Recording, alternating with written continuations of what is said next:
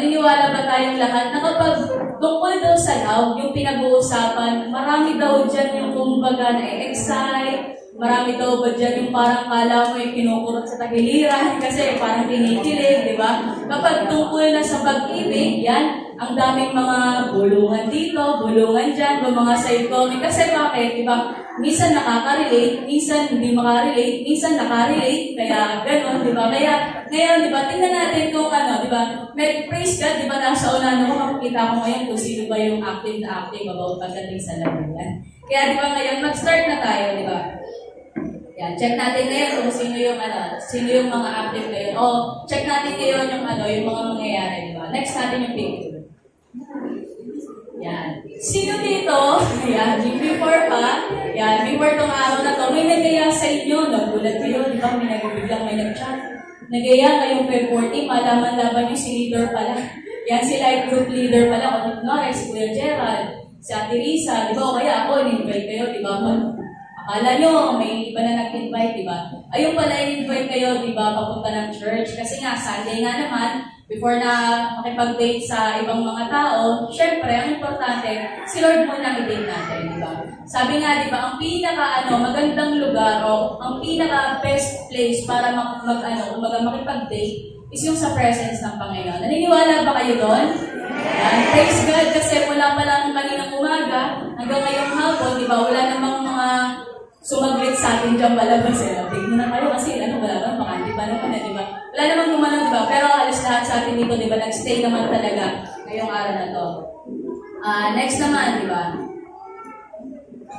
Yan, sabi dyan, para din naman sa mga single daw. Yan, sa mga single na nagsabi nga daw nila, kontento ako sa relasyon na meron ako sa Diyos. May date nga kami sa Feb 14 sa church pa. Naniniwala ba mga single dyan?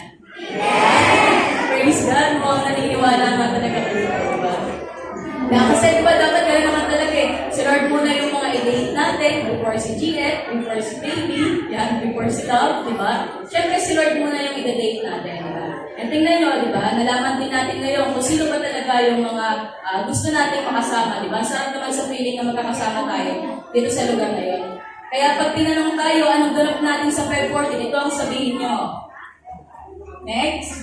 Ayan. Yan ang ganap natin ngayon, di ba? Sa Feb 14, di ba? Nagpupuri tayo ngayong lahat sa Panginoon. Kaya huwag na natin patagalin pa. Yan, yung mga segue. Yan, mag-start na tayo. Ang title ng topic natin sa araw na ito ay Until the End. Yan, di ba? Ang title natin ngayon ay Until the End. O sa Tagalog, hanggang wakas, di ba? Madalas ba, or may nakapagsabi naman sa inyo ng mamahalin kita hanggang wakas. Yeah. O kaya may nakapagsabi naman sa inyo na hanggang huli, tayo pa rin. Diba? Gano'n, diba? Baka naman may mga nakapagsabi na sa inyo, diba? Pero lumipas lang yung ilang araw, ilang taon, ilang buwan. Yung dating sabi mo at nagsasabi sa'yo na hanggang wakas, gusto mo, wakasan na lang yung buhay. Diba? Parang after ng mga promises nyo, diba? Parang, ay, asan mo yun? Nagsasabi sa akin na hanggang dulo daw, di ba? Hanggang end daw, kami daw yung magkasama. Tingnan natin yung picture, di ba? Sabi nga dito, asa na daw, kunwari, di ba? Sabi sa iyo, promise ka. Sabi dyan, sabi nga, paano yung nagsabi sa akin na, I can't imagine a life without you in it. Yan, di ba? I want to grow old with you.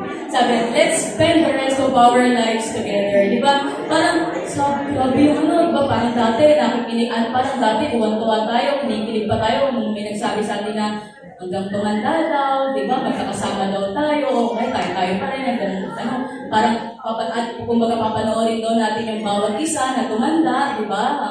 Kumbaga magkaagapay pa rin tayo, di ba? Pero, habang tumatagal, iba na yung kasama niya, di ba? Parang gano'n, di ba? Next naman, di ba? Sabi na, ano din daw nangyari dun sa, I promise never to make you cry. Yan, sabi, I will be the source of your happiness. Sabi gano'n, yung dati nagsasabi sa'yo na hindi ka daw yung papaiyakin, pero siya na daw pala ngayon yung reason ng pag-iyak mo. Yan, di ba? Parang mga gano'n, di ba? Yung mga parang, hindi ba yan, di ba? Marami pa nga yan eh. Kumbaga, sino dito yung mga familiar dun sa mga linyahan dati? Ay, meron pa bang yan? Yan, meron pa pala, sabi din dyan. Ay, kasi may nakita kong picture sa Facebook. Sakto kasi kakascroll ko lang. Tapos, biglang may nag-PM sa akin, itong picture na to. Sabi niya, nasaktan ka because? Sabi, because di po ako nakinig sa inyo. Parang may mga kasi dito ko si leading servant, nag-advise kay member, di ba, ng life group. Tapos, advice siya, tungkol sa love, di ba? Sinabihan ko yung mga dapat gawin, pero hindi naman nakinig, di ba? Kaya, parang nasaktan pa din, hurt pa din, di ba? Kasi, wala sinunod yung puso Pero syempre, hindi naman kami nagmamalit. Sabi nga ni Gerald, napagdaanan din daw niya yan. Ay, kami din pala. Kaya napagdaanan din naman daw pala namin lahat yan. Kaya yun nga, di ba? Lahat naman tayo guilty dyan. Pero, di ba, sa ngayon nga, di ba, praise God na kasi may mga experiences na yung bawat isa regarding sa love. Para may a-advise kami sa inyo, di ba? Alam na namin kung ano yung mga mali at tama. Kaya, huwag na kayo sumunod sa mga mali na gawa din namin. Kapag na-advise na ni leading servant or ng mga pastor, di ba, regarding sa love, para din naman sa atin yan, di ba, yun nga yung pinaka-pinagsisiyan namin dati parang ba? Dapat pala sumunod ko kay pastor, ganyan. Kaya nga, di ba ngayon, di ba? Marami pa tayong makikita, di ba? Sino dito naman yung familiar dito sa mga linyahan na to? Sabi niya, di ba, Claudine, mahal mo ba ako dahil kailangan mo ako, kaya mahal mo ako. Yan, di ba? Next naman, sabi ni Papa P, I was willing to wait. Kaya lang napagod ako. Napagod ang puso ko na maghintay, magtanong, magalit. Diba? Sino yung mga familiar sa mga linyahan yan? Yung mga mothers natin na nanonood pa dati ng mga teleserye, yung mga ganyang movie. At sabi rin naman, ni Ate Basha, yan. Kasi ang totoo, umaasa pa rin akong sasabihin mo, sana ako pa rin, di ba? Ako na lang ulit. At ang sagot naman ni Popoy, she loved me at my worst, he had me at my best, but binali mo lang ang lahat. And you chose to break my heart, di ba? Pero, di ba, hindi naman tayo dito, yung magpapasenti, hindi tayo mag-uukatan ng mga ganyang salitaan, di ba? Minsan kasi, sa mga teleseryo, sa mga movies, makikita natin na may mga happy ending. Meron din namang wala, yung parang maasar ka na lang, di ba, sa mga palabas na bakit kailangan pagdaanan ng mga bida yun, o diba, bakit kailangan may mga nasasaktan, di ba? Yung akala mo sila na pala hanggang wakas, pero hindi naman pala, di ba? May ibang naka-partner or may ibang naging ka-love team sa ending, di ba? Pero alam niyo ba kung ano yung magandang wakas? Yan, ang magandang ending ng love story ay yung sinasabi nga sa Romans 8:38-39. Yan, sabi, and I am convinced that nothing can ever separate us from God's love, neither death nor life, neither angels nor demons, neither our fears for today nor our worries about tomorrow, not even the powers of hell can separate us from God's love. Yan yung pinaka-verse natin sa araw nga na ito. Na mas maganda yung translation niya sa TPE. Yan, nilagay ko rin yata yan. And sabi nga dyan, so now I have lived with the confidence that there is nothing in the universe with the power to separate us from God's love. I'm convinced that His love, or God's love, will triumph over death. Life's troubles, fallen angels, or dark rulers in the heavens, there is nothing in our present and future circumstances that can weaken His love. Alam niyo ba yung verse na ito? It contains one of the most comforting verses in the Bible. Kasi bakit? Nakalagay dyan, di ba? Na tayo mga tao, even mga believers, ay minsan din, di ba? Kailangan dumaan sa mga life troubles or mga testing ng buhay, di ba? Na minsan iniisip na natin, may mga napapagdaanan tayo mga hardships or may mga problems ng buhay. Naiisip natin na pinabayaan na ako ng Diyos, kumbaga hindi na ako inaalala ng Diyos. Pero sinasabi nga mismo ni Apostle Paul dito sa verse na ito na it is impossible to separate from the love of God. Diba? Sabi nga din dyan, yung kamatayan nga mismo ni Jesus, diba? Sa krus ay simbolo mismo yon ng walang hanggang pag-ibig ng Diyos. Diba? Every time na tumitingin tayo sa cross, naaalala natin or nare-remind tayo dun sa walang hanggang pag-ibig ng Panginoon. Anong sabi ulit dun sa verse 38? His love or God's love will triumph, di ba? Ang mismong pag-ibig ng Panginoon, yung magtatagumpay over sa death, di ba? Ibig sabihin doon, pinagtagumpay na tayo mismo ng pag-ibig ng Diyos, di ba? Na even sa mga troubles natin, sa mga problema natin sa buhay, di ba? Pinagtagumpay na tayo ng Panginoon dyan sa mga bagay na yan. Even sa mga alalahanin natin sa buhay, di ba? Kaya bakit tayo mag-worry? Bakit tayo, di ba, malulungkot? Bakit tayo magda-doubt sa pag-ibig ng Panginoon? Panginoon. Kung alam natin, di ba, dito sa verse na to, ang linaw-linaw ng sinasabi dyan ni Jesus, di ba? Pinagtagumpay na tayo ng Panginoon sa pag-ibig niya, di ba? At wala ni isa man sa mga present and future circumstances ang magpapahina sa pag-ibig ng Diyos sa atin. Kaya, di ba, sa oras na ito, I encourage you, di ba, stand up on your faith, di ba, maniwala tayo sa pag-ibig ng Panginoon sa atin, di ba, dahil bakit? Mahal tayo ng Panginoon, di ba? Mahal tayo ni Jesus, di ba? Hindi na aksidente, di ba, na na-invite tayo dito, na napunta kayo sa lugar na to, o kaya may mga nakabalik sa lugar na to. Kasi bakit? Dahil yan sa pag-ibig ng Panginoon sa bawat isa sa atin, di ba? Kaya dumaan ka man sa maraming mga problema ng buhay, pero hindi ka dapat manghina. Yan yung lagi natin tandaan, di ba? Anumang mga problema ang dumaan sa atin, hindi dapat tayo manghina. Hindi ka dapat malungkot sa mga kalungkutan dahil may nagmamahal sa iyo. Mahal tayo ni Jesus, kaya yun yung lagi natin isipin sa isip na sa puso natin, di ba? Isipin natin, di ba? Mahal tayo ni Jesus, di ba? Kaya tayo nandito dahil sa pag-ibig ng Panginoon. Kaya tayo nag-gather, nagkaroon ng event dito. Bakit? Para masabi sa inyo, di ba, na mahal tayong lahat ni Jesus, di ba? Ito yung mas magandang ending. Lagi nyo tatandaan yun. Yung kapag dumating na tayo sa langit, di ba, ang masasabi natin, uy, pag kunwari, nandun na tayo sa langit, di ba, nandun tayo ng langit, masasabi, uy, kumpleto yung tayo, andyan si Risa, Syra, Rowie, di ba, yung pioneers ng church, di ba? Kasi hanggang ending, magkakasama tayo. Pag nandun tayo ng langit, sabihin, uy, andyan yung APM, kumpleto sila. Wala ni isang nawala sa kanila. Kapag pumunta tayo ng langit, sabihin, uy, yung gas nandyan din, di ba, kumpleto sila. Wala ni isang nawala sa kanila. O even sa mga families natin, di ba? Kapag nagpunta tayo ng langit, di ba, masasabi, kumpleto yung sendalay kahit di magdaong, praise God, di ba? Kasi bakit? Walang nawala at walang na-separate, walang nahiwalay sa pag-ibig ng Diyos, di ba? Yun yung mas magandang ending. Yun yung happy ending, hindi yung mga ending ng mga love stories, di ba? Kasi ang totoong happy ending, kay Jesus lang natin matatagpuan. Di ba? Ang totoong happy ending, sa pag-ibig lang ng Diyos natin matatagpuan. Kaya di ba, ito yung ka-excite natin, di ba? Na sa dulo ng mga buhay natin, hindi tayo mawala sa Panginoon. Sa dulo ng mga buhay natin, di ba? Sama-sama pa rin tayo, di ba? Kumbaga, ito yung pinaka-reunion natin, di ba? Hindi na yung mga events, hindi na yung mga year camp, yung mga gatherings. Ang pinaka-reunion natin, di ba? Yung sa langit na.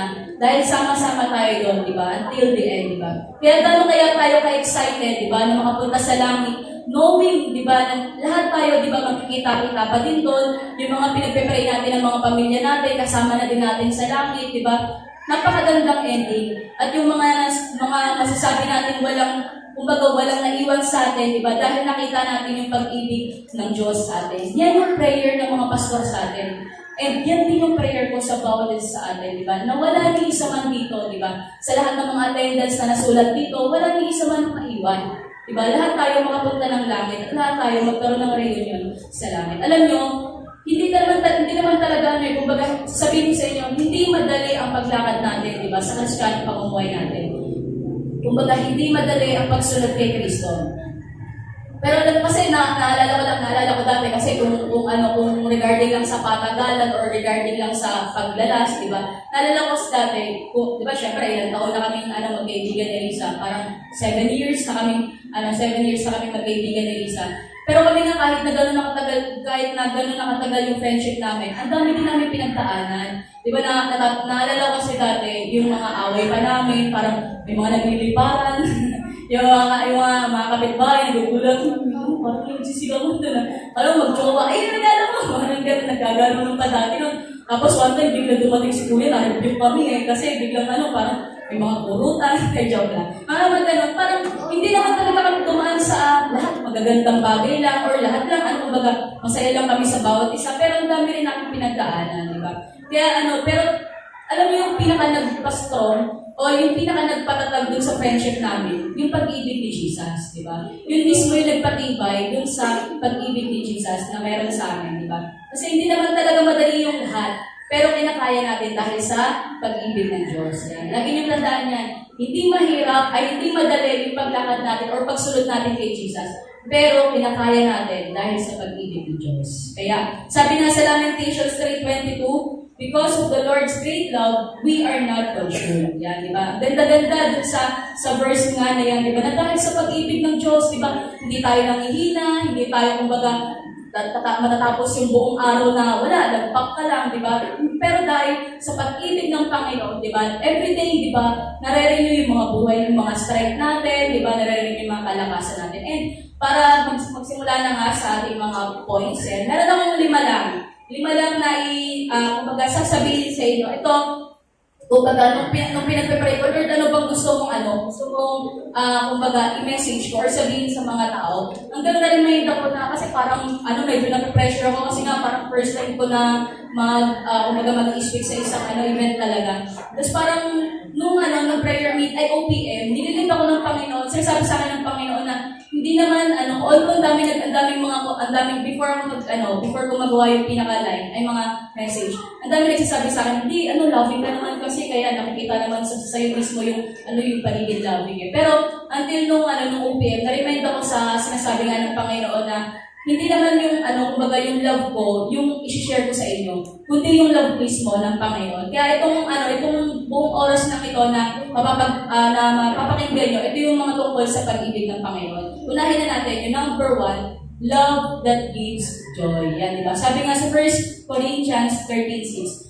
love does not delight in evil, but rejoices in the truth. Sino dito yung time na nalaman mo na mahal ka ni Jesus, sumaya ka? Yes! Ulitin natin, sino dito yung nalaman mo na mahal ka ni Jesus, sumaya ka? Yes! Naman tayo kasi, di ba, ang saya natin, di ba, nung time na, grabe, mahal ako ni Jesus. Di ba, ang sarap sa feeling, hindi yung pagsabi, mahal ka ni Jesus. Parang ganun lang, alam niyo, parang walang reaksyon. Pag sinabi, kung kunwari, sinabihan si Matthew, di ba, uy, Matthew, mahal ka ni Jesus. Ganun lang, di ba? Hindi naman ganun yung naging reaction natin, di ba? Di ba? Ang naging reaction natin, nung nalaman natin na mahal tayo ni Jesus, sumaya tayo, di ba? Kasi bakit? Yun yung pag-ibig ng Panginoon, di ba? Binibigyan tayo nito ng kagalakan. Kaya kapag sinabi ko sa inyo na, hindi ka na mapupunta ng impyerno, mahal ka ni Jesus. Amen! Praise God! Kasi bakit? Ganun yung pag-ibig ng Panginoon, di ba? Na, paano pag sinabi ko din na, bayad na lahat ng utang mo, mahal ka ni Jesus. Uwi pa siguro ng malakas parang nangangailangan na. Pero parang yun nga, di ba, nakakatawa isipin na dahil sa pag-ibig ng Panginoon sa atin, di ba, binibigyan tayo nito ng kalakasan, di ba, binibigyan tayo nito ng kagalakan nga, di ba? Yan. Di ba, every time na nalalaman, kasi ganun yung totoong pag-ibig. Yan, lagi nyo tatandaan yan. Kapag alam mo na, na binibigyan ka ng Panginoon ng pag-ibig niya or ng love niya, di ba, hindi niya na-contain yung kagalakan sa sarili mo. Di ba, kitang-kita yan eh. Kitang-kita yan eh. Nag-overflow yan sa buhay mo eh. Di ba, kitang-kita na, parang may iba dito sa kasi dati lagi nakasimangot to. Parang dati lagi, walang reaction to. Pero nung parang ngayon, nakikita na sa kanya, laging ang joyful niya, di ba, laging ang saya niya, tawa siya ng tawa. Kasi bakit? Nung time na nakilala niya si Jesus, nagbago yung buhay niya. Nalaman niya, di ba, na may nagmamahal sa kanya. Kaya ngayon, di ba, ang saya-saya niya na. Ganun din naman tayo eh, di ba? Dati may mga imo-imo pa nga dito eh, di ba? Pero nakakatuwa ngayon, di ba, yung mga dating imo-imo, sila ng pinakamaingay ngayon. Kaya di ba, kasi bakit? Naranasan nila yung pag-ibig ng Panginoon, di ba? Naranasan nila kung paano sila mahalin ng Panginoon mismo. Na dati inisip nila, parang wala naman nagmamahal sa akin eh. Kaya di ba, parang ganun sila kalungkot, di ba, ganun sila, parang walang reaksyon. Pero nung nalaman nila na mahal sila ni Jesus, iba yung saya. Di ba? Kitang-kita yan sa mga Kristiyano. Naniniwala ba kayo doon? Yes! Kitang-kita yan sa mga Kristiyano. Kasi bakit, sabi nga, ang mga Kristiyano doon, bakit ganun? Bakit lagi doon masasaya? Bakit lagi tawa ng tawa, sigawan ng sigawan? Di ba? Parang yung tawa nila, hindi pang normal na babae. Di ba? Parang mga ganun. Kasi bakit?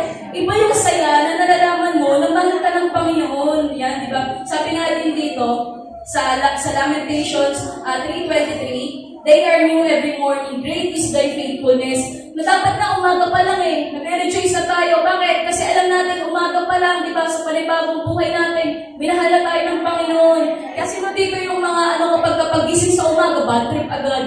Di ba? Sino dito yung pagising ng umaga, ang lungkot agad. Di ba? Baka mamaya kasi nakakalimutan na natin na mahal tayo ng Panginoon. Kaya nawawalan tayo ng reason sa umaga pa lang na mag-rejoice. Dahil kapag alam mo na mahal ka ni Jesus, di ba? Umaga pa lang, masaya ka na. Umaga pa lang, kompleto na yung araw mo, di ba? And sabi nga ng tito ko, yan, di ba? Sabi dito, joy is love and joy. Yan, si Charles Stanley. Sabi nga ni Charles Stanley, Joy is love and joy. Di ba? Dapat kapag nalalaman natin na mahal tayo ng Panginoon, na-enjoy natin yung mga buhay natin. Di ba? Na-enjoy natin na maglingkod sa Kanya, na-enjoy natin, di ba, na magpuri sa Kanya, na mag-worship sa Kanya. Kasi bakit? Ganun yung joy na pinipigay ng pag-ibig ni Jesus. And sabi nga, lagi nyo tandaan, there is difference between joy and happiness. Yan. Happiness depends upon the circumstances, but joy depends on the relationship. Lagi nyo tandaan yan na magkaiba po yung happiness at saka yung joy.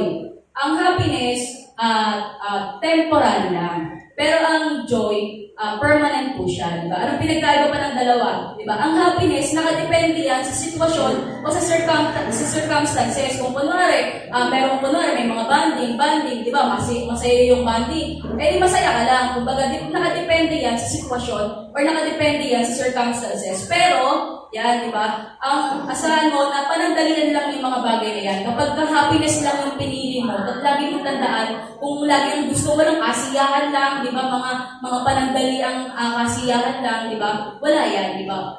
Walang maikukumpara yan sa joy na kayang ibigay ng pag-ibig ni Jesus. Kasi ang joy, di ba? Maganda man o hindi, yung nangyayari. Masaya pa rin yan. Di ba? Bakit nga parang yung iba nga, naalala ko dati yung laging tinuturo, yung sinasample nga, in-example nga ni Bishop, di ba? Na kapag may pera, sobrang saya. Pero kapag walang pera, masaya pa din. Kasi bakit? Di ba? Iba yung joy na nararanasan mo, di ba? Na dahil mahal tayo ni Jesus, di ba? Kahit ano man yung mga pinagdadaanan natin, di ba? Kaya pa din natin mag-rejoice. Tama ba yun?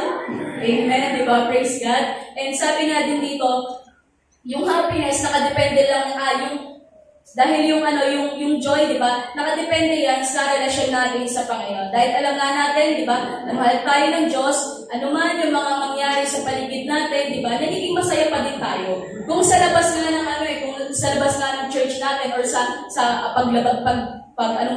pagpunta mismo natin sa bayan, di ba? Parang yung mga tao nag-worry. Parang yung mga tao, di ba? Parang hindi sila makadikit sa mga, mga katabihan nila, di ba? Yung mga kadaanan nila, todo iwas sila, di ba? Pero tayo nga, di ba, dito kahit dikit-dikit tayo, di ba? Iba pa din yung joy na nagagawa natin, di ba? Iba pa din yung pag-rejoice natin, di ba? Dahil alam natin, di ba, na mahal tayo ng Panginoon. Kaya nga, di ba, kung gusto mo daw ng totoong joy, di ba? Ito yung dapat mong gawin, di ba? Jesus first, other second, yourself last. Diba? Yan daw ang tunay na ibig sabihin ng joy. Diba? Sabi, J-O-Y, joy, Jesus first, other second, yourself last. Diba? Kung gusto mo daw na totoong kumbaga kagalakan, diba? Dapat unahin mo munang mahalin si Jesus. Diba? Para hindi tayo nasasaktan. Diba? Para hindi tayo na-hurt. Diba? Para hindi tayo pupunta-punta sa mga kuya o ate natin, kuya, parang mga gano'n na, di ba? May mga sumbungan, di ba? Na dahil ang inuuna, mahalin yung tao, ayan tuloy, di ba? Eh, parang sinabihan na nga na, si Jesus muna, di ba? Huwag mo na love-life, unahin mo muna si Lord, di ba? Kung ayusin mo muna yung relasyon mo sa Panginoon bago mo ayusin yung relasyon sa tao. Ito yung lagi kong tinatatapos sa isip ko, di ba? Na dapat daw, kapag mga nasa isang relasyon na kayo or sa mga friendship natin, di ba, sa mga kaibigan natin, may mga away-away na nangyayari ganyan, di ba?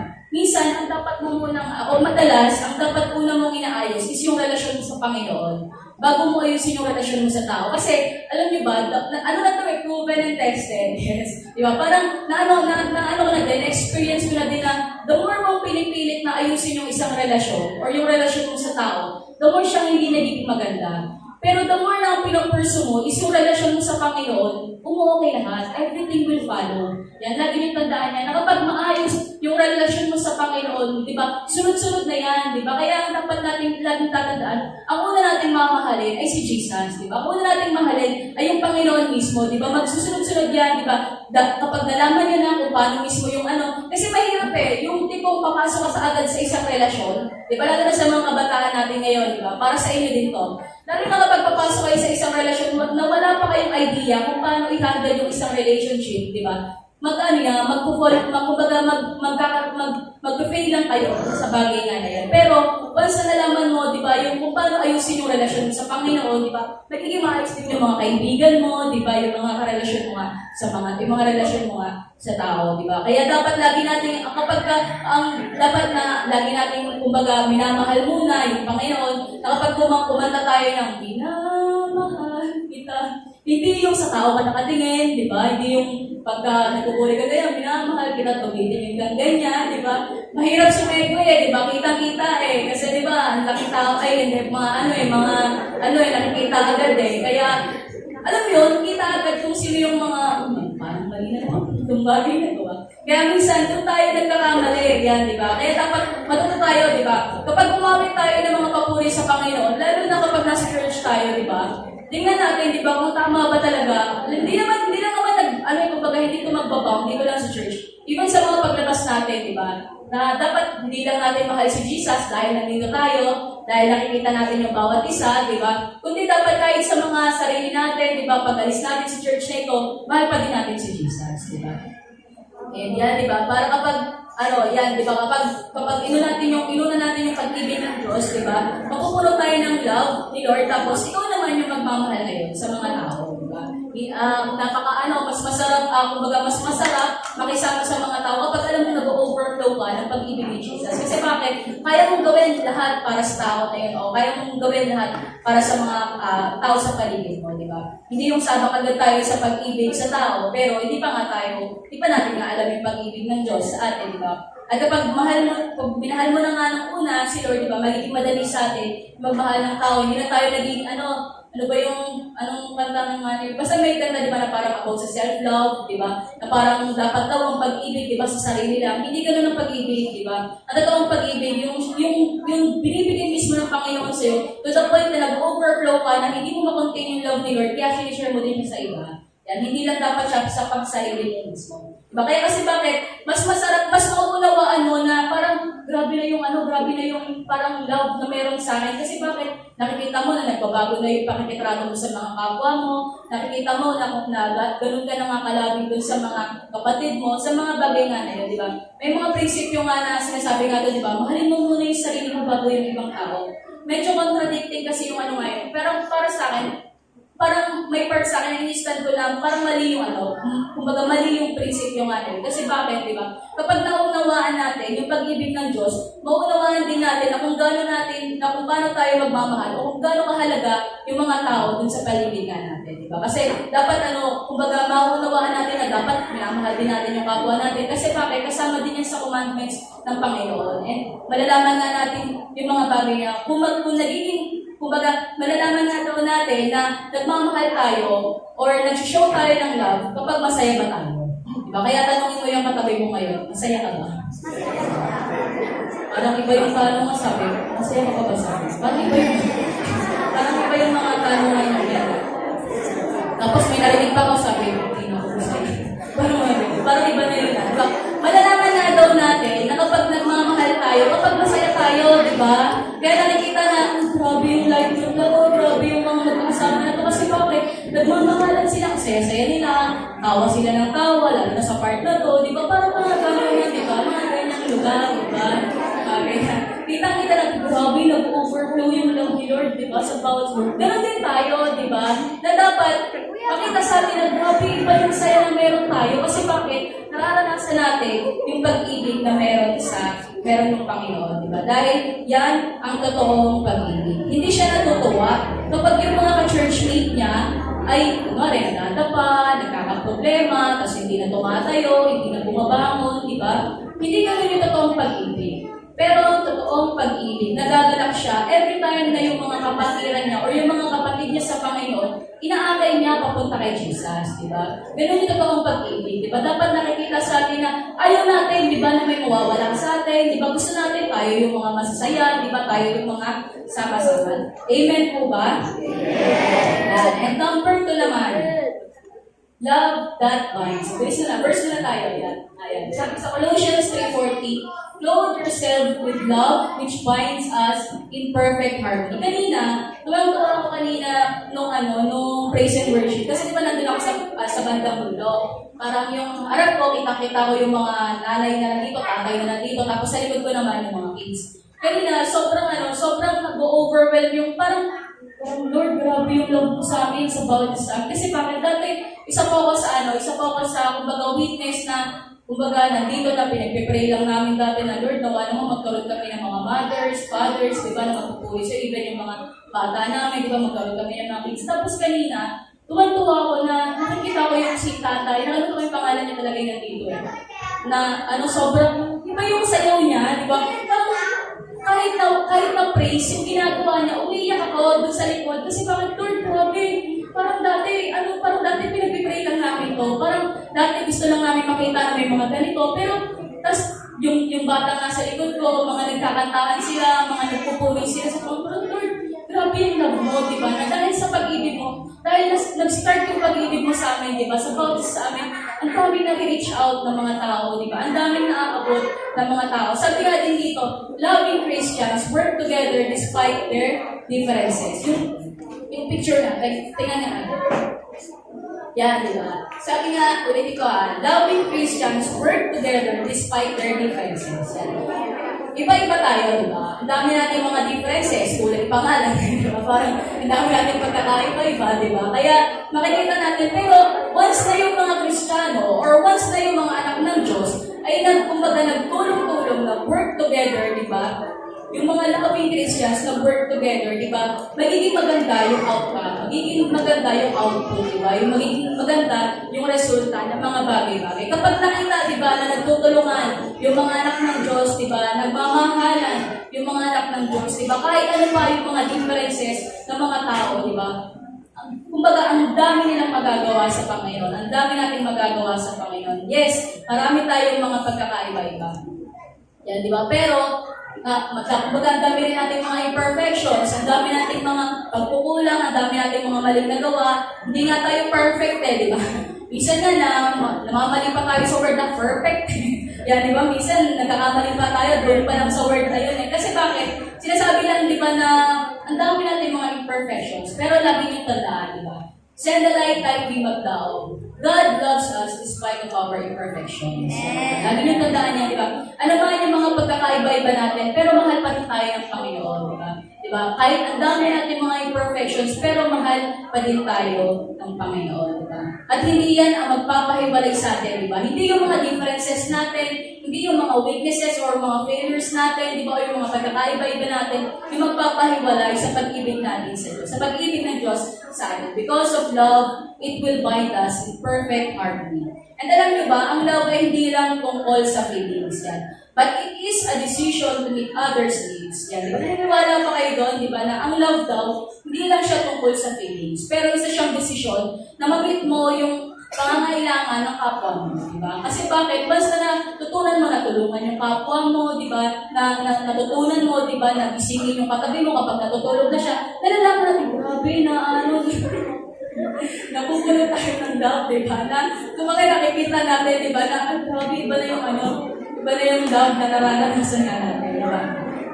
Ayan, praise God. Sino dito yung nakakita na ng groupings? Yan, may picture ba tayo dyan? Ayan na yun, loving Christians work together despite their differences. Next time. Yan. Sino dito yung nakakita na ng mga, kunwari, isang grupo, kunwari sa school. Diba, meron tayo mga grupo sa school, kunwari, group kayo, diba, sa isang Nakakita ba kayo ng mga isang grupo na mga magkakaaway, tapos may nagawa sila, may natapos sila? Wala naman, di ba? Laging kapag kunwari, away-away sila. Naranasan kasi namin yan ano ba yun? Thesis. Yan talagang thesis na yun, sisira na pagkakaibigan eh.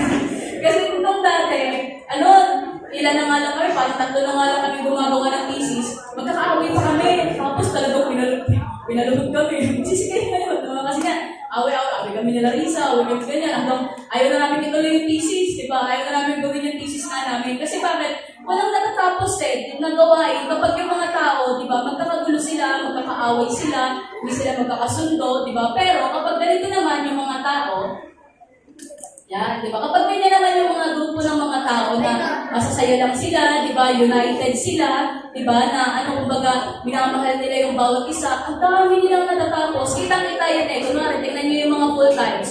Nakita nyo na ba yung mga full times na magkakaaway? Okay, nakita niyo ba yung mga full-times, di ba? Mga full-time ministers na magkakasundo sila, ang dami nilang nagagawa, di ba? Same goes with us, di ba? Ganun din sa atin, di ba? Ang dami nating nagagawa kapag united tayo. Amen ba full-time? Diba?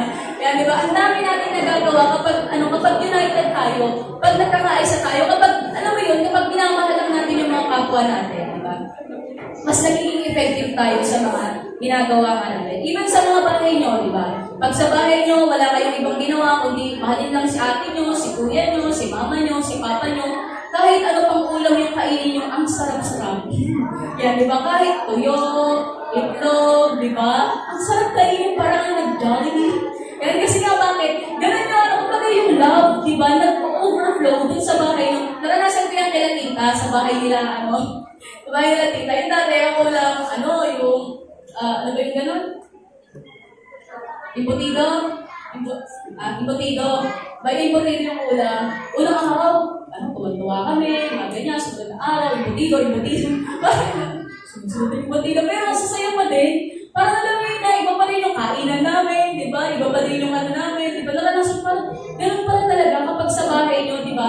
Kumbaga, united kayo, masaya kayo, nagmamahalan kayo, na kahit ano pa yung mga pinagdadaanan sa bahay nyo, di ba? Basta mahal nyo yung mga kapamilya nyo, di ba? Ang dami yung nagagawa. Ang saya-saya dun sa bahay namin. Ang saya-saya tumira sa bahay namin, di ba?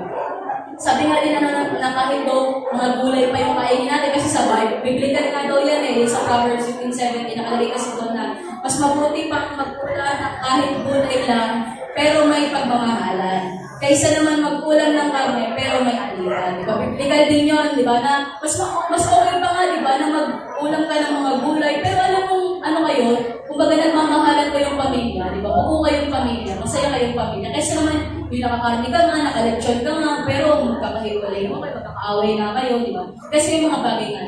Na-experience nyo na ba yung mga bagay nga na yun, di ba? Tapos naisip nyo ba na, oo nga no, ganun pala talaga yung nagagawa ng love, di ba? Ganun pala talaga yung nagagawa ng pag-ibig, di ba? Sa isang tahanan lang, di ba? Kaya ganun ka-importante yung pag-ibig ng Diyos. It binds us in perfect harmony. Yan, mabilis lang to. Number 3 naman, love that heals the broken-hearted. Sabi sa Psalms 147, sa 147:3, He heals the broken-hearted and binds up their wounds. Yan, mamaya, parang may ilan-ilan ka, may mga nakitang word na broken-hearted. Pero alam niyo ba, yung comforting sa pag-ibig ng Diyos, hindi lang niya basta pinapagaling yung mga pains. Yan, di ba? Makinig kayo mabuti.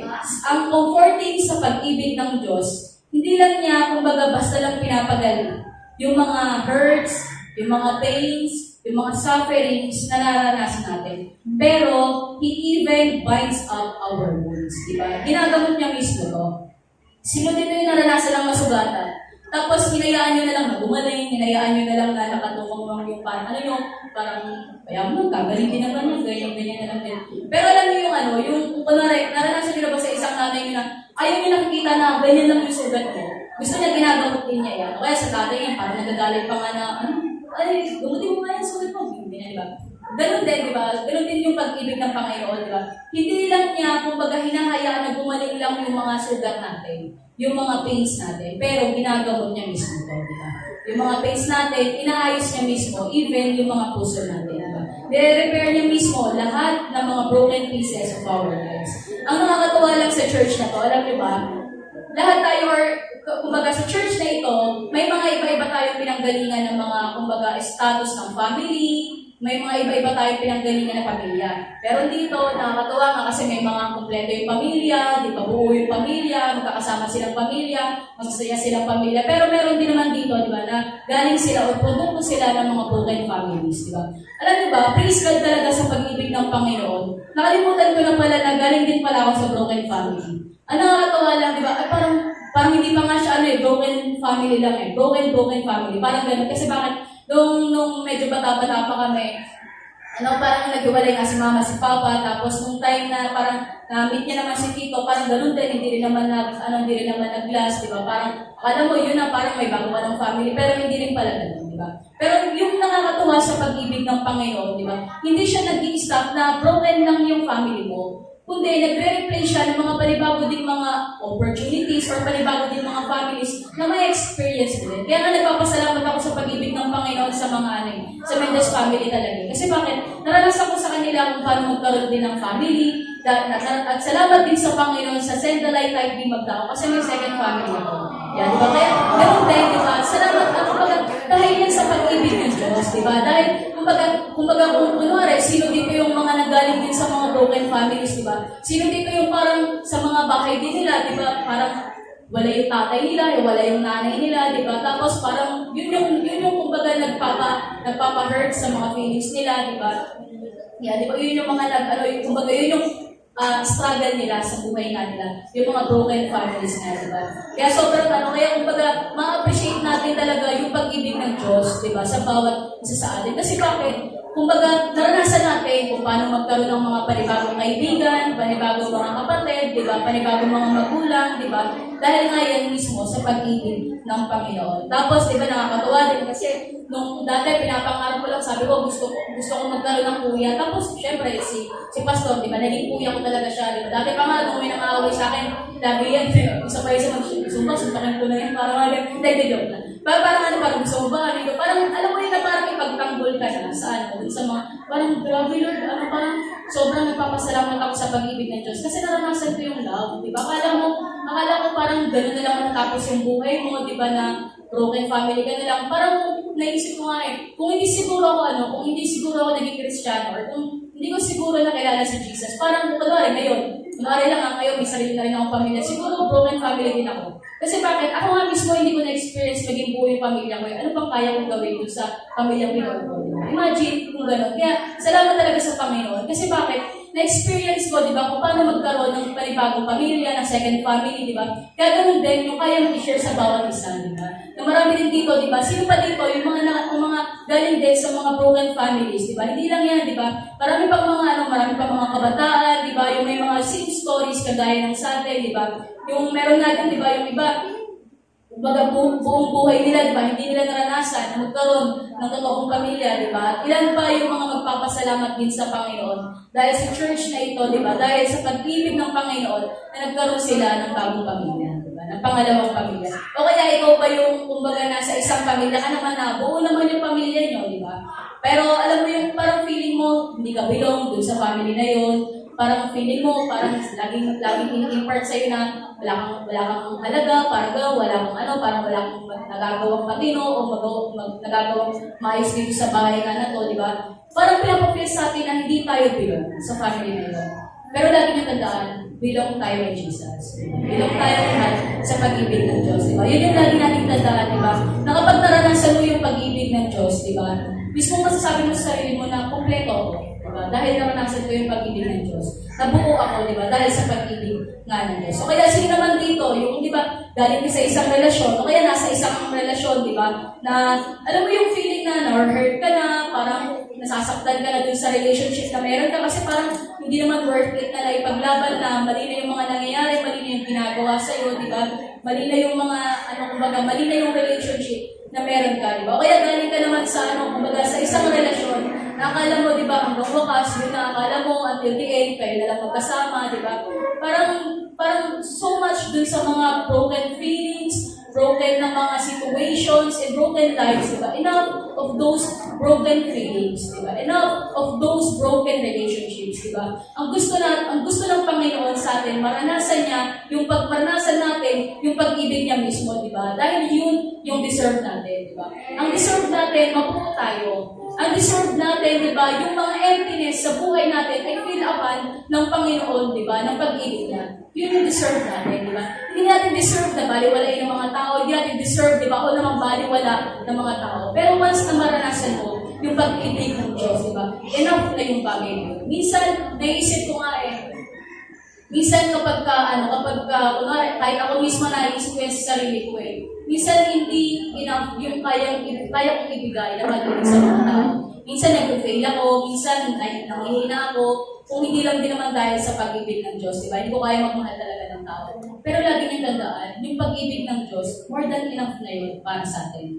Diba? More than enough na yung kayang ibigay ng pag-ibig ng Diyos para sa atin. Diba? At sa lahat, diba? Sa lahat ng mga nakaranas ng mga broken families, broken relationships, diba? Come to Jesus, diba? I encourage you right now, diba? Come to Jesus, diba? I-feel nyo, diba? I pray, diba? Na maranasan nyo talaga yung pag-ibig ng Diyos, diba? Ano yung kaya niyang baguhin sa isang tao, sa isang broken na tao, diba? Sa isang broken na person, diba? Na kapag naranasan niya yung pag-ibig ng Diyos, diba? Ito yung magkukumpleto sa kanya. Diba? Ito yung magbubuo sa kanya, diba? Yun yung pinaka-desire natin, diba? Sa oras na ito, sa araw na ito, diba? Na maranasan natin, diba? Na mapuno tayo ng pag-ibig ng Panginoon, diba? At alam niyo ba, yung amazing kay Lord, ito yung kaya nga sobrang kaya salamat din talaga sa Panginoon, sa privilege nga na ito, mas naiintindihan ko yung pag-ibig ng Diyos. Kaya, alam niyo ba meron nga sa Bible na, alam ko kung nandiyan yung picture. Yan, di ba? Even kayo, di ba, ng mga nabibigatan, di ba, nahihirapan na sa mga sitwasyon ng buhay nyo, di ba? Anong sinasabi ng Panginoon? Come to me, all you who are weary and heavy laden, and I will give you rest. Diba? Ito yung comforting sa Panginoon. Diba? Kayong lahat ng mga nabibigatan, kayong lahat ng mga nasasaktan, come to Jesus. Diba?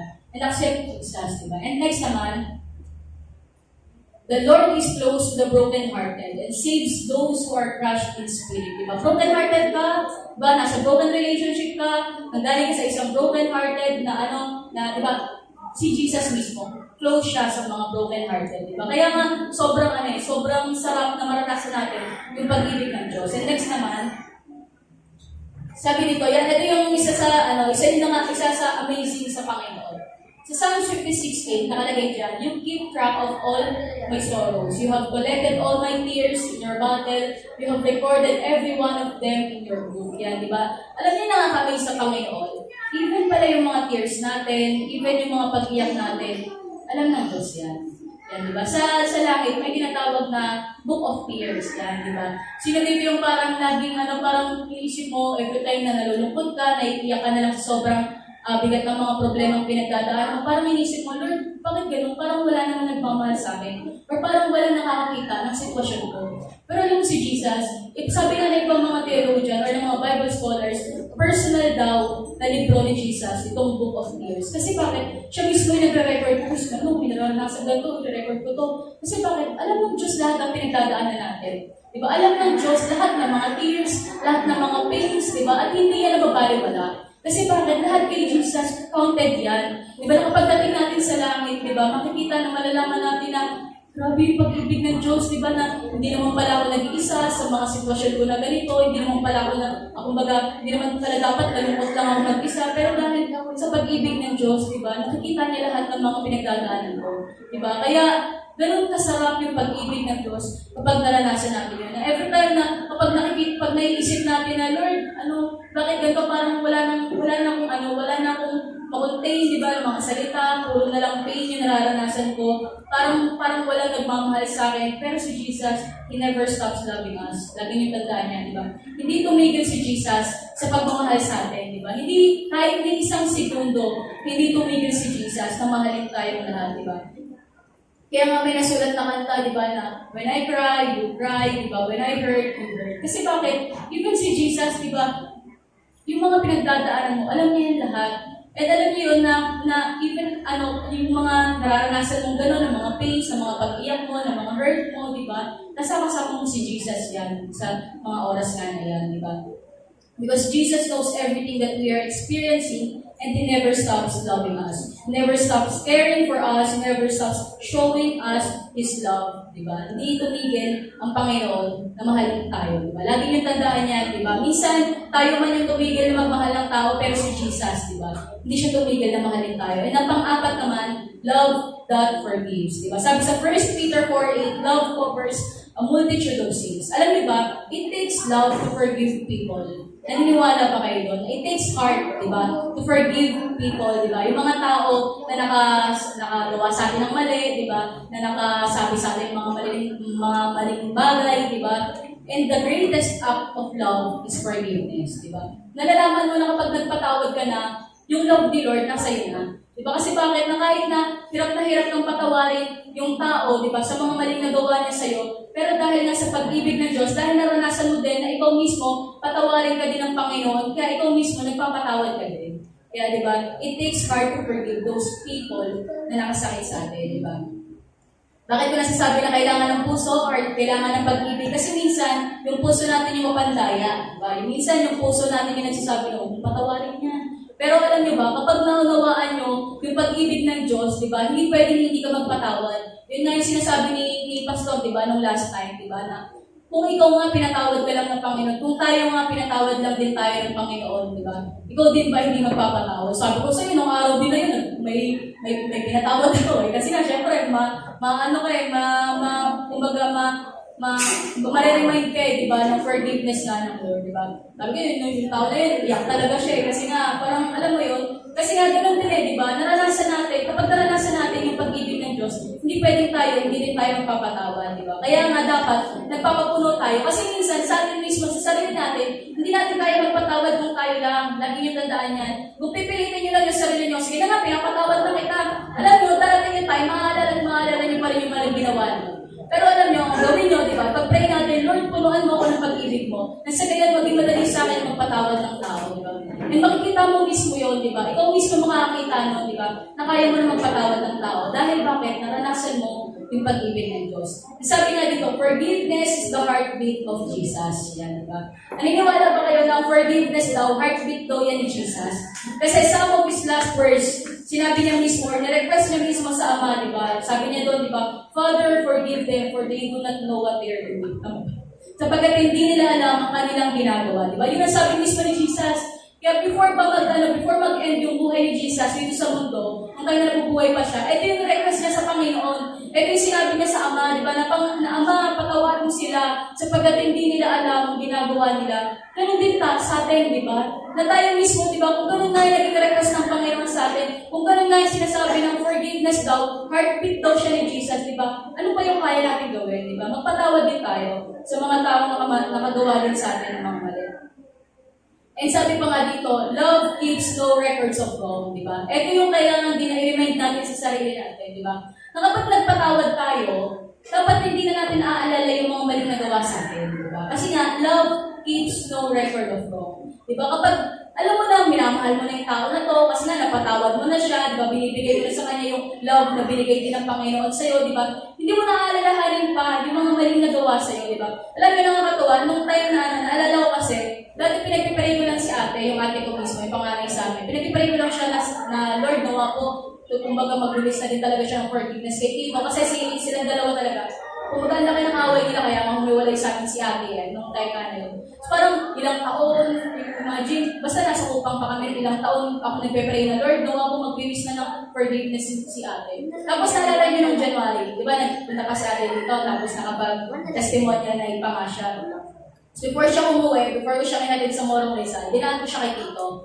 Tapos nung time na yun, parang ayoko naman kasi nalaman nga na dito na pumunta si ate sa amin, tapos hindi man na magpapakita sa kanya. Parang nung dati kasi kapag parang gano'n, papakita siya, pero baliwala lang. Parang dumaan lang, gano'n, nagpakita lang, for the sake na hindi magalit, ganyan. Pero iba yung araw na yun. Nung time na dinala ko si ate kay Tito, tapos motor na kami dalawa, papunta na ng Morong Rizal. Nasusukat pa lang kami. Sabi sa akin ng ate, alam mo ba, Sai, na alam mo yung feeling ko ngayong araw na to, parang ang gaan. Sabi ko sa kanya, bakit? Kasi nung time na nakita ko si Tito, wala na akong pain, wala na akong hurt na naranasan, wala na yung parang sama ng loob, yung mga bitterness, wala nang ganun. Parang hindi ko na maalala kung ano pa yung mga pinagawayan namin ni Tito, hindi ko na maalala kung ano pa yung mga nangyari sa amin ni Tito. Kasi alam mo yun, yung feeling na yun, sabi ko sa kanya, pero alam mo ba, praise God, kasi alam mo sa sarili mo na nagpatawad ka na. Diba, ganun din sana sa atin, di ba? Ganun din naman sa atin, di ba? Na tayo, kapag yung may mga tao na nakagawa sa atin ng mga mali, di ba? At basta pinatawad ng natin, di ba? Nawa talaga, di ba? Mawala na yung kumbaga hindi natin maalala pa yung mga maling nagawa sa atin, di ba? Kasi bakit? Kung alam niyo ba, kung maiisip lang natin kung maiisip lang sana natin, di ba, na kung paano kaya kung wala yung verse dun sa Bible na He forgives our sins and He remember it no more. Paano kaya kung walang ganun na verse sa Bible, di ba? Paano kaya tayo? Diba? Kasi kung tayo nga, di ba, lagi nating kumbaga, tinitigisan pa natin puso natin, sabi natin, nagpatawad na tayo, pero lagi natin inaalala yung mga maling nagawa sa atin. Pero paano kaya, di ba, kung maalala natin lagi, di ba, na si Jesus nga kung tayo na pinatawad niya na tayo sa mga kasalanan natin, hindi niya na inalala pa yung mga bagay na mga nagawa natin mali. Kaya ganun pa yung kaya ganun din yung gawin natin sa mga tao, di ba, na nakagawa sa atin. Kaya imagine yung mga kayang gawin, di ba, ng isang ng forgiveness sa isang tao, di ba? Kaya niyang palayain to, kaya niya, di ba, masumaya yung tao na yun, di ba, na mas mag-abound na yung love ni Lord para sa kanila, di ba? Same din sa atin, di ba? Every time, di ba, lagi natin tandaan yan. Pag nagpapatawad tayo, di ba, lagi natin kalimutan din yung mga maling nagawa nila. And doon natin malalaman na nagmamahal na tayo, di ba, ng tao. Kasi naranasan na natin yung pag-ibig ng Diyos, di ba? How can we not forgive kung tayo din, di ba, pinatawad lang din tayo ng Diyos, di ba? Ano kayang ano kayang nangyayari sa atin, di ba? Kung laging nangyayari sa atin na, lagi tayo nagpapatawad, mga maling, mga konting pagkakamali lang sa atin, patawarin agad natin, di ba? Kaya nga, di ba, laging ang illustration sa atin about sa forgiveness is yung kasalanan nga daw natin, kasing laki siya ng barko, di ba? Pero ang forgiveness ng Panginoon ay kasing lawak ng ocean mismo, ng dagat mismo, di ba? Ganun daw mismo yung forgiveness ng Panginoon sa atin, di ba? Parang naisip natin, grabe, yung mga kasalanan na nagagawa ko sa Panginoon, parang kasing laki na siya ng barko. Pero mas malaki pa din yung forgiveness ng Panginoon sa atin, di ba? Kaya nga, di ba, lagi natin tandaan, di ba? Yung, sabi nga ni Pastor, di ba, Sunday, after knowing na pinatawad lang din tayo ng Diyos, di ba? After all na nalaman natin kung gaano tayo minamahal ng Panginoon, di ba? Dapat tayo din mismo, di ba, magpatawad din tayo sa iba. And last, hayaan nyo na, dito na rin ako mag-end. Yan, di ba? Sa love that sacrifices. Yan, di ba? Nakakatawa lang kasi same kami ng works ni Kuya, di ba? For God so loved the world that He gave His one and only Son, that whoever believes in Him shall not perish but have eternal life, di ba? Merong kwento ng isang pastor at saka ng isang minister. Makikinig mabuti dito na rin tayo maglalas, di ba? May isang pastor daw, tsaka isa ding minister. Yung pastor, nasa pulpito siya, tapos tinawag niya isang minister, tapos tumayo yung minister, nasabi niya sa minister nga na yun, mag-share ka naman sa kalagitnaan namin. Tapos balik sa upuan yung pastor, si minister na yung tumayo, tapos nag-share siya sa mga tao. Tapos merong dalawang kabataan na nakaupo, di ba? Tapos may dalawang kabataan na nakaupo dun sa congregation.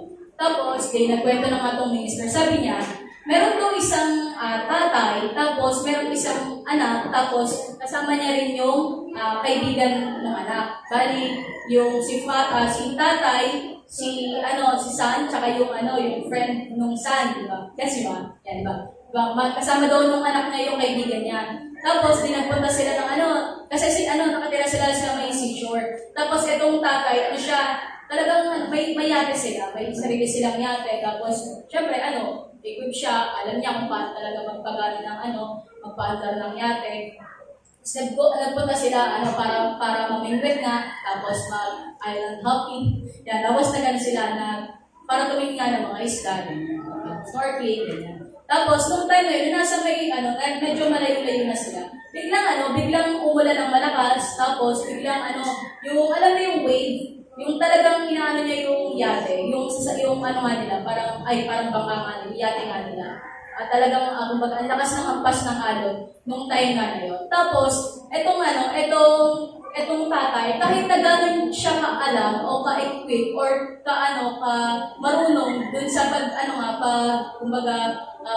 mamaniobra nung yate nga na yun, hindi niya makontrol kasi nga sa sobrang lakas ng hampas ng alon, hindi niya makontrol yung yate nga. Tapos hanggang sa nagkasira-sira na yung ibang mga parts ng yate nga. Tapos alam niyo yung rescue line? Yung nakakita na ba kayo ng parang pindotan? Alam niyo yung ginagamit sa swimming pool na parang bilaw? Tapos ito may tali yun. Doon sa gabita, yun doon sa gabita, malagay doon rescue line. Tapos, kaya siya rescue line kasi may linya siya. Yan, di ba? Kasi parang yung salbabida, tapos may tali siya na nakatugtong sa Tapos may isang tapos nga sila, di ba, na yung tatay yung naiwan dun sa yate, pero wasak, sobrang wreck na, sobrang wasak na yung yate. Kaya tapos yung dalawang bata, napunta dun sa dagat. Isa lang yung rescue line niya. Tapos, inisip niya ngayon, sobrang alam niyo yung feeling ng moment na death and life situation na parang kailangan niyang mamili lang ng isa kung sino yung sasagipin niya.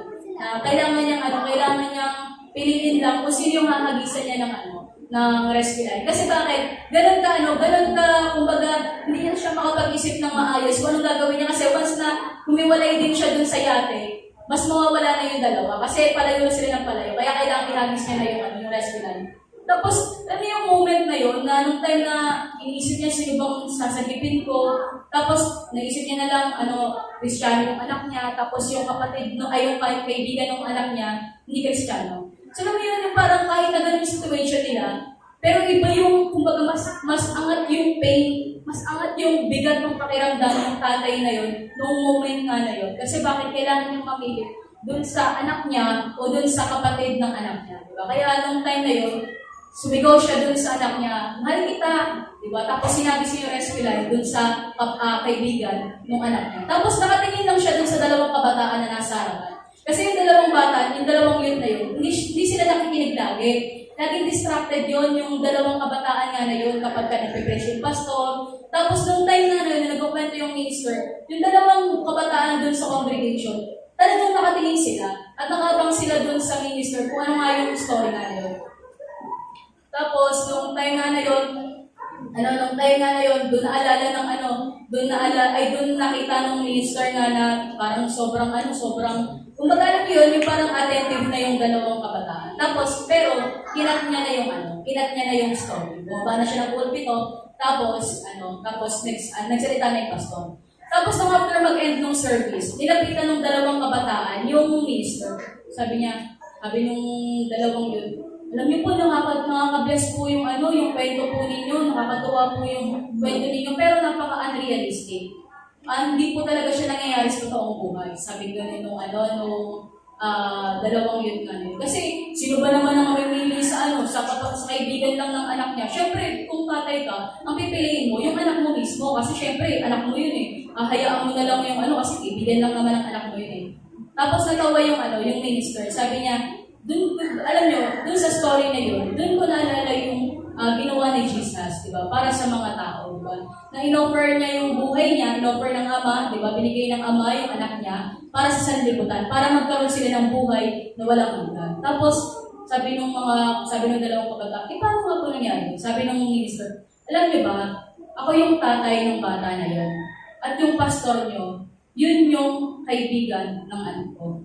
Parang imagine, grabe yung, alam mo yung love na akala natin, di ba, na parang walang mangyayari, di ba, parang, alam mo yun, na parang mababalik wala, parang grabe naman tong tatay na to, parang pinili niya yung kumbaga kaibigan ng anak niya. Pero alam niyo yung nakikita nung tatay na yun, nung moment ka na yun, salvation, di ba, kaligtasan para dun sa kaibigan ng anak niya. Kasi bakit? Parang, sabihin natin parang grabe pa rin yung naisip ng tatay. Pero alam niya naman kasi na magkikita sila ng anak niya sa langit. Pero what if hindi niya daw ibigay yung rescue line dun sa kaibigan ng anak niya? Saan kaya mapupunta yun? Sin goes with us, di ba? Kaya binigay ni Jesus yung buhay niya, di ba? Dahil naniniwala siya, di ba, na maliligtas yung mga tao, di ba? Kaya binigay ng ama yung anak niya. Dahil naniniwala siya, di ba? Hoping siya, di ba, na maraming maliligtas ng mga tao, di ba? Kaya nga ganun yung pag-ibig ni Jesus sa atin, di ba? Na kahit yung bugtong na anak, di ba? Ng kaisa-isang anak, di ba? Sabi diyan, di ba? One and only son, di ba? Pero binigay pa din si Jesus, di ba? Para sa atin, para magkaroon tayo ng buhay na walang hanggan, di ba? Kaya, di ba? Naiisip ba natin yung kumbaga sacrifice na ginawa ni Jesus, di ba? Para sa atin. Minsan ba, di ba, natin na kapag pinag-uusapan na yung regarding sa sacrifice ni Jesus or yung regarding sa sacrifice ng Panginoon, minsan ba wala nang sense sa atin yun? Di ba? Minsan ba kapag sinasabi sa atin, di ba, tingnan niyo yung cross. Kasi dyan yung nakikita kung gaano kalabing yung Panginoon. Pero sa atin ba wala nang dating yung cross? Di ba? Sa atin ba, di ba, kapag pinag-uusapan na, kaya tayo nandito dahil niligtas tayo ng Diyos. may impact pa ba sa atin yun? Diba? May dating pa ba sa atin yung mga bagay na sinasabi patungkol kay Jesus?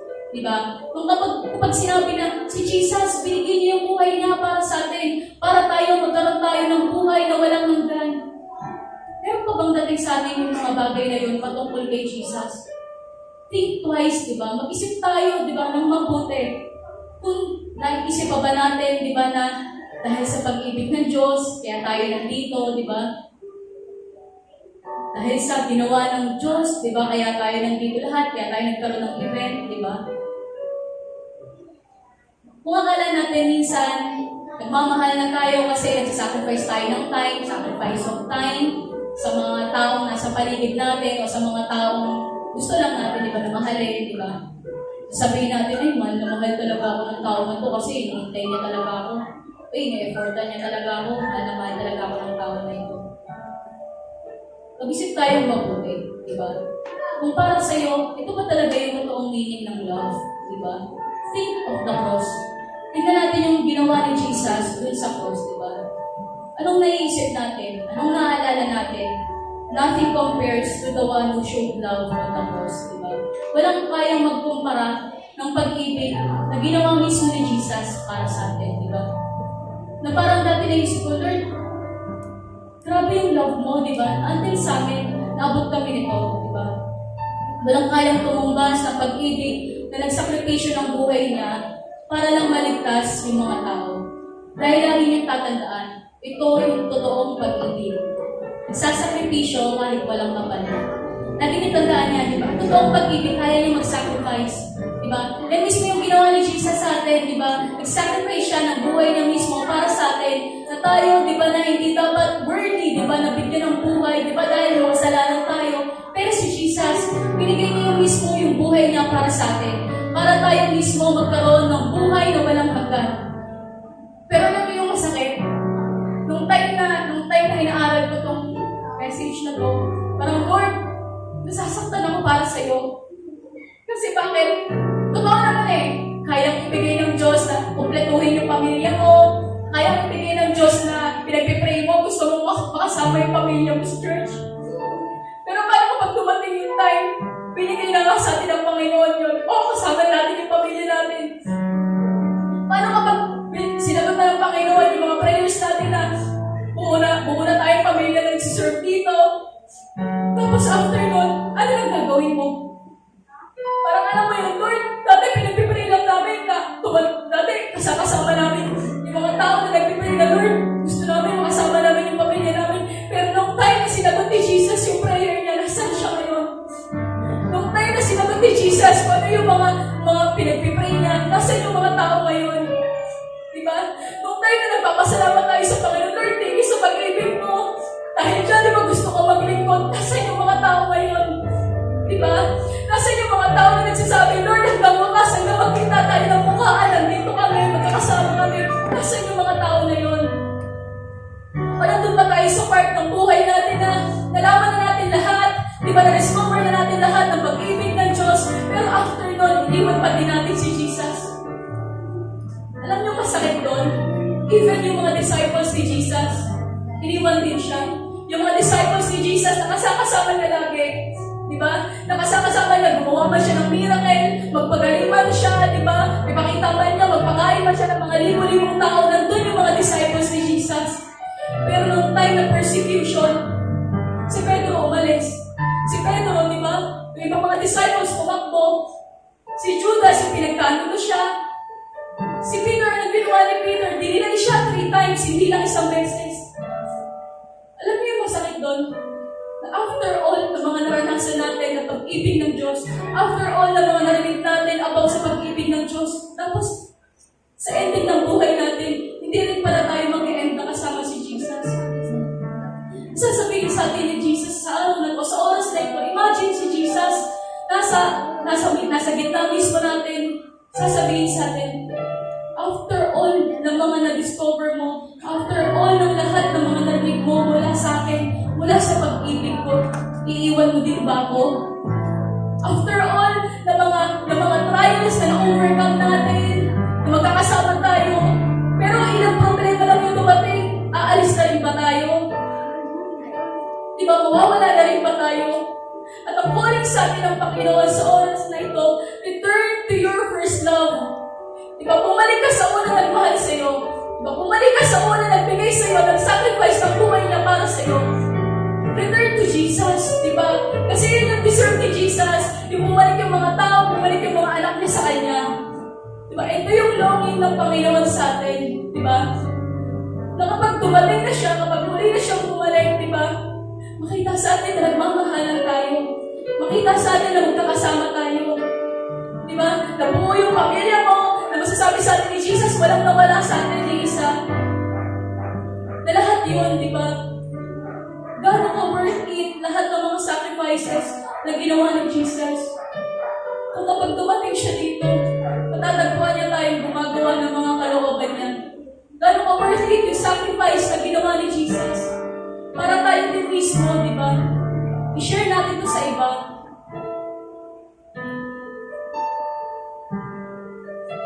Kaya sa oras na nito, di ba, talagang magpapuno tayo ng pag-ibig ng Diyos. Talagang maranasan na ba natin yung pag-ibig ng Diyos? Hahayaan na lang ba natin na yung ending ng mga buhay natin, hindi mo minahal si Jesus ng totoo? Hahayaan mo na lang ba na yung ending ng buhay mo sa una ka lang nagmahal, pero hindi ka rin nagtagal? Pero hindi ka rin nagstay kay Jesus? Alam niyo, kaya kong sabihin sa inyo na minamahal ko si Jesus. Mahal ko siya. Pero paano kung pagalit ko yung mga kapwa ko?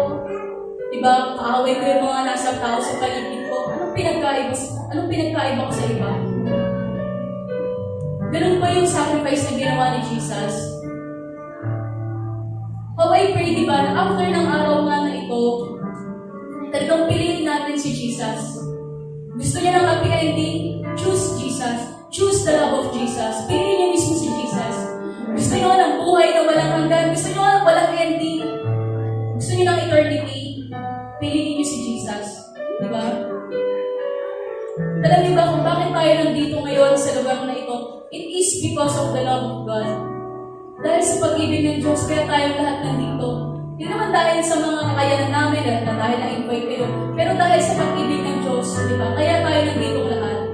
Wala kaya magmayabang na nasave ako dahil sa mga ginawa ko din, di ba? Pero alam niyo yun, na dahil lang talaga sa pag-ibig ng Diyos, kaya tayong lahat na nandun. How I pray, di ba, na walang mali-left out. Di ba? How I pray, di ba, na every time na naaalala natin yung ginawa ni Jesus sa cross, mareremind tayo ng everlasting love, ng eternal love, ng totoong pag-ibig. Yung pag-ibig na hindi napapagod, yung pag-ibig na hindi, alam mo yun, yung kaya ibigay mo lahat. Yun yung pag-ibig ni Jesus, di ba? How I pray na until the end, di ba? Magkakasama tayo until we see face to face, di ba? Si Jesus. Gaya ng isang ama na kapag bumalik siya sa bahay niya, madadatnan niya yung mga anak niya, nasaya, naglalaro, ganun ginawa tayo, di ba? Na kapag dumating si Jesus sa atin, di ba, sa mundo, makikita niya tayo, di ba, na nagmamahalan tayo. Sabi nga ni Billy Graham, nothing can bring a real sense of security into the home except true love. Di ba? Yun yung mismong, di ba, nothing can bring a real sense of security into the home except true love. Na dahil lang sa totoong pag-ibig. Sabi nga dyan, love is not measured with sentimentalism. It is measured with sacrifice, di ba? Ang love, di ba, it is measured with sacrifice.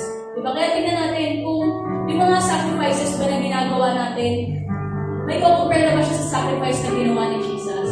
Dahil walang wala pa yan, di ba? Alam niyo, until sa last breath ng buhay ni Jesus, dito sa lupa, minahal niya tayo. Nanatili yun hanggang wakas. Kasi sabi nga sa Jeremiah 31:3, I have loved you with an everlasting love. Diba? Sino yung nagmahal sa atin? Sino yung nagmahal sa atin nang walang hanggan? Diba? Si Jesus mismo yun. And the Lord says, behold, I am coming with you even to the ends of the earth. Sino yung kayang sumama sa atin until the end? Sino yung kayang magstay sa atin until the end? Si Jesus yun. Yung gusto mo ba ng happy ending? Yung love that will last? Be with Jesus. Sa oras na ito, make a decision. Diba? After all ng mga narinig mo, after all ng mga kanina pang umaga, ng mga messages na narinig natin, make a decision. Sa oras na ito, somehow, di ba, meron sa inyo na i-stir up ng Lord yung puso nyo. Sinasabi ng Panginoon na mahalin mo naman ako. Di ba? Ako naman yung mahalin mo. Test me on this. Di ba? Sa akin mo naman ibigay yung love mo. And tingnan mo kung ano yung kaya kong gawin para sa'yo. Di ba? Meron din kong pinatouch ng Panginoon yung puso niya sa oras na ito. Kaya ngayon sinasabi ko sa inyo, do not harden your heart. Huwag niyo lang patigasin yung mga puso natin, di ba? Enough na yung mga nagawa natin from the past. Ang tingnan na natin ngayon yung pag-ibig ng Diyos. Pwede niyo maki-flash yung yung song na Jesus, Lover of My Soul.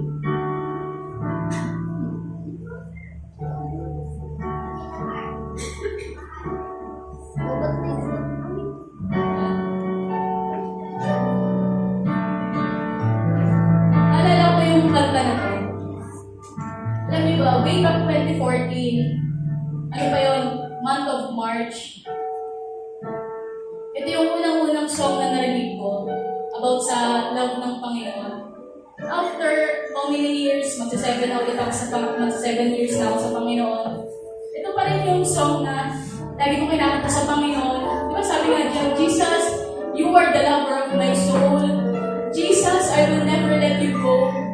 Kasi bakit? You've taken me from the miry clay. You set my feet upon the rock and now I know. Di ba? Si Jesus lang yung nag-stay sa atin. Di ba? Si Jesus lang, di ba? Yung totoong umibig sa atin. Di ba na lahat naman tayo nanggaling tayo sa mga pangit na sitwasyon o pangit na buhay. Pero si Jesus, di ba? Kinuha niya tayo. Minahal niya tayo, di ba? Kaya doon natin masasabi sa chorus na I love you, Lord. I need you. Though my world may fall, I'll never let you go. No, ito rin yung kasabi natin, di ba? Though my world may fall, I will never let you go. Di ba? Ito rin yung masabi natin kay Jesus, na ano mga trials, testings, o yung mismo yung mundo, yung mga away natin, di ba? Pero si Jesus, hindi natin iiwan.